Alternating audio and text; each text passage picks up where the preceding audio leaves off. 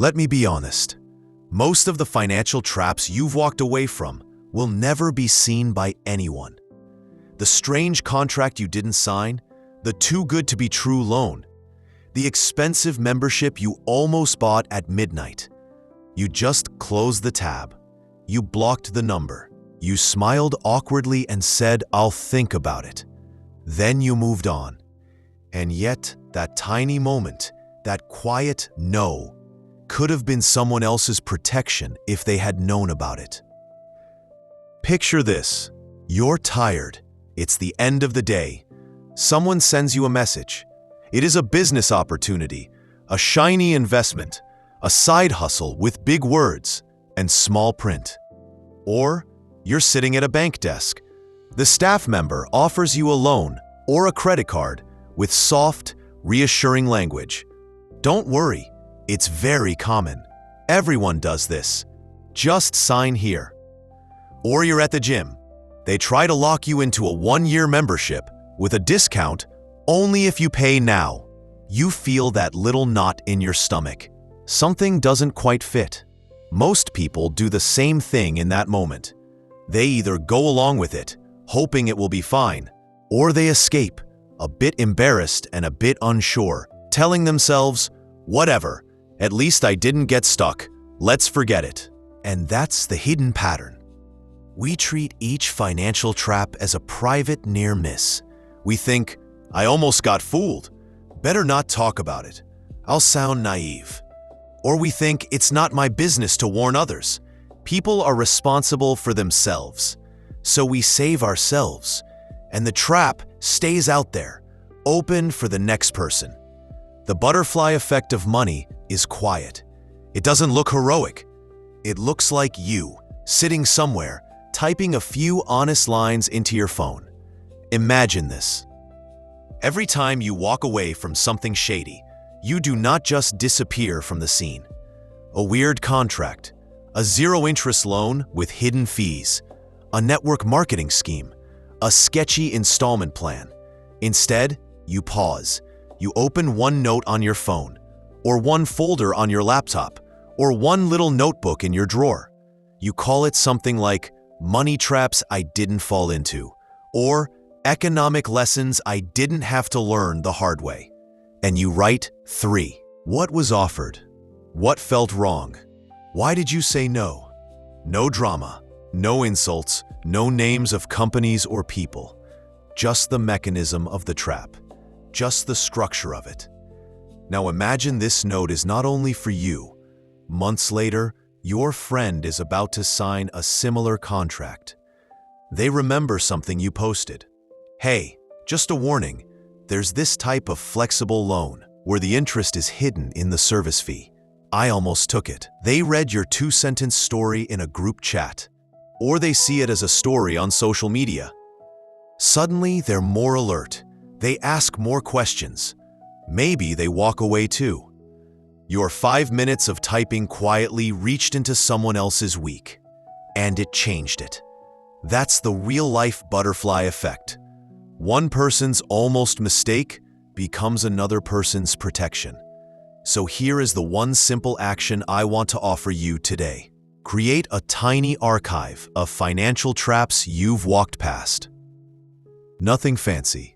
Just one note on your phone, or one folder in your Notes app, or one physical notebook if you like paper.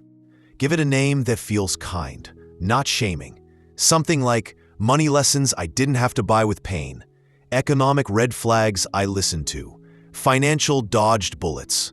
Every time you meet a suspicious offer and you reject it, write a short entry. 3 questions are enough. What did they offer me? What was the red flag? Why did I decide to say no? You do not have to write a full story. 2 or 3 lines are fine.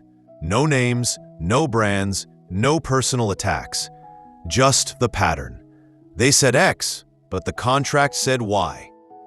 The interest wasn't visible until the last page. It required paying a big amount up front for unclear benefits. Then, from time to time, pick one of these entries and share a very short, anonymized version. Maybe in a family WhatsApp group, maybe in a local neighborhood chat, Maybe on your Instagram story. With a simple title, Money Trap I Almost Fell For, sharing so you don't have to. You are not presenting yourself as an expert. You are not giving financial advice. You are simply saying, here's something I saw. Here's why I said no. Maybe this helps you. That's it. That's the action. Tiny, realistic, repeated. Why does this matter so much? In many communities, we don't talk about money honestly. We talk about success. We talk about deals that went well. We talk about buying a car, a house, a new phone.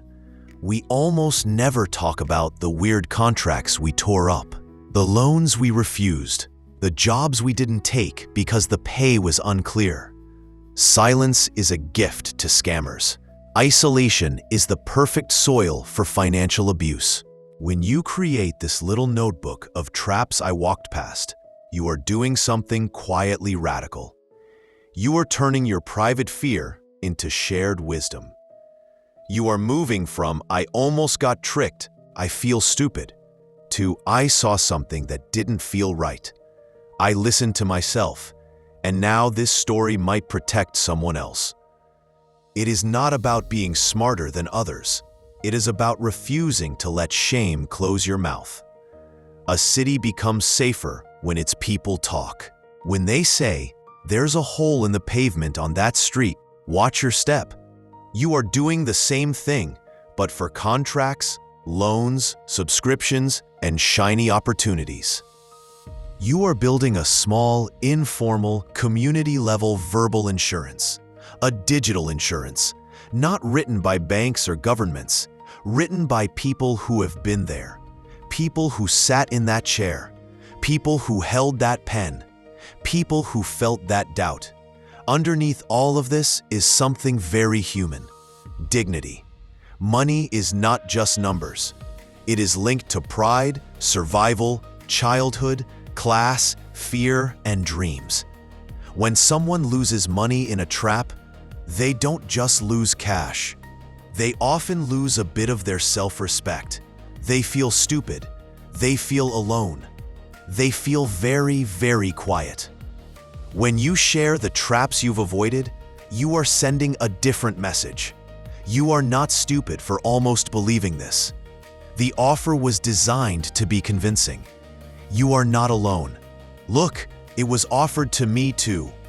You are still worthy, even if you did fall for something like this before. That quiet little note in your phone can become a soft place where people feel less alone with their financial fears. You're giving others what you might have needed yourself. A calm voice saying, hey, this happened to me too. You're not crazy. Trust that uneasy feeling. This is how belonging grows, not only in cafes and parks and protests, but also in the way we talk about money and mistakes. The community becomes a place where people protect each other's wallets as well as each other's hearts. From a distance, a city looks like buildings, traffic, and numbers. Up close, it's these tiny moments: someone thinking twice before signing, someone sending a warning message, someone saying, I said no to this, and here's why. Your notebook will probably never be famous. No one will put it in a museum. But one day, someone might scroll past your two-sentence story and feel a jolt of recognition. They might close that tab. They might walk out of that office.